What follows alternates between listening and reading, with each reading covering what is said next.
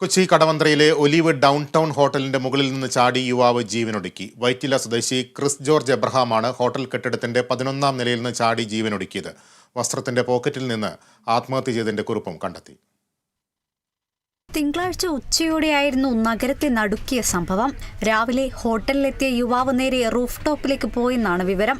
ഇവിടെ നിന്ന് താഴേക്ക് ചാടിയ ഇയാൾ മുൻവശത്തെ ഗേറ്റിലാണ് വീണത്. വീഴ്ചയുടെ ആഘാതത്തിൽ ഒരു കാലറ്റുപോയിരുന്നു.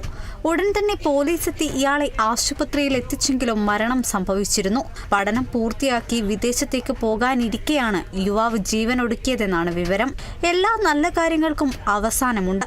എന്റെ നല്ല കാര്യങ്ങൾ അവസാനിക്കുമ്പോൾ ഞാനും മരിക്കും. എന്നെ മരിച്ച നിലയിൽ കണ്ടെത്തിയാൽ സമീപത്തെ പള്ളി സെമിത്തേരിയിൽ അടക്കണമെന്നും അതാണ് അന്ത്യാഭിലാഷമെന്നും കുറിപ്പിൽ പറയുന്നു.